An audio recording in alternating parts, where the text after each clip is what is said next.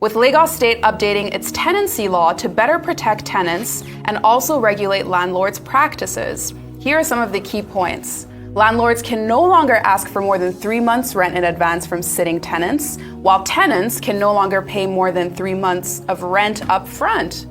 Landlords must also give rent payment receipts to all tenants, and if they don't provide receipts, they can incur a 10,000 naira fine. Tenancy agreement fees also should not be more than 10% of anyone's yearly rent, and any landlord or agent charging more than that is in violation of the law. And this is just coming into us as breaking news, so we're still kind of piecing it together. But Dr. Abati, I think I'll start with you to break this down, because this feels like a big win, right, for renters in Lagos, or what's your take? Well, this Lagos rent law edict, as it is, state laws are called edicts, it already exists, and one governor after the other has always emphasized it. But how do you enforce it? You say, for example, that, okay, rent advance payment should not be more than 3 months.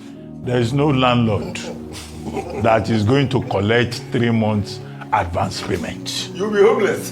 That is just the truth. It's a willing buyer, willing seller market.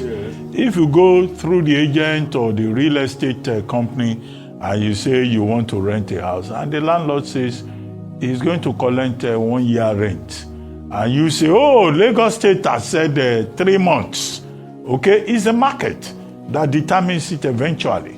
The landlord will say, okay, or the agent will say, well, the landlord wants 1 year, or the landlord wants 2 years.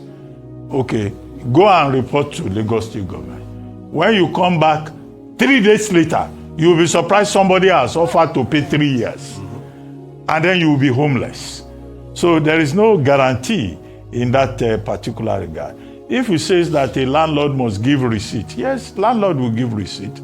If you say landlord must not intrude into the privacy of the tenant, how many landlords go and knock on the door of their tenants in a reasonable, level of accommodation in a good neighborhood? The landlord doesn't have any issue with you. You may live in an apartment. You may never see the landlord. You don't even know who owns the house.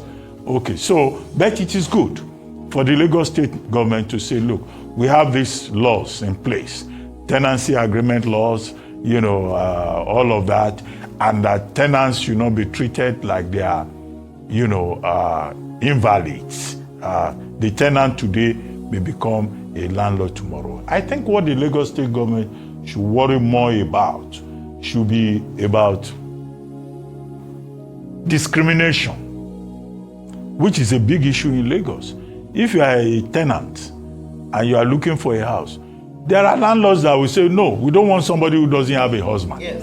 Because they don't want the house to be turned into a brothel. Right. So if you are a single girl, you have this finely made hair, another, you say you want the rest. Say, no, please, this is not a bamboo house. If you don't have a husband, don't come here.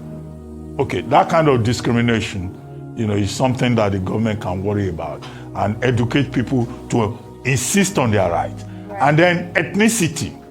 There are some landlords that will say, we don't want an able tenant. So you can fight from today to tomorrow. Once they see an able name, they say, if you give this man a house now, one person will take house. He will go and carry half of his village. They will start spreading like cancer all over the neighborhood. Now, you also have that kind of problem. I've seen, concerned Igbo stakeholders writing articles on the subject. Now, the truth of the matter is that there are good tenants, just as there are good Christians, just as there are bad Christians and bad Muslims, bad Yorubas, bad persons from everywhere, just as there are good persons. So these are the things we need to worry more about. But for government to say they will macromanage, you can have the law, but the test of any law is in the implementation. But how many landlords, how many tenants who want to force the issue with landlords? There are some stubborn ones. If they want to evict them, they will say they will not go, but eventually they will have to go. And there are landlords who get desperate. They will remove the roof. They will say they want to renovate the building. So will you as state government say the man should not renovate his house, or he will remove the windows.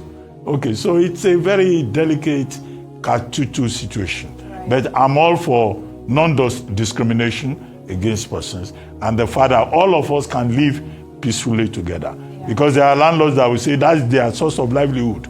That's why some landlords, almost every year, once the price of cement goes up, the rent will go up. Right. Once foreign exchange goes up, they say foreign exchange has moved from this percentage to this percentage. Mm-hmm. Is that kind of mercantile, Shylockian, conduct that I think the government wants to address. And I think the government is in order.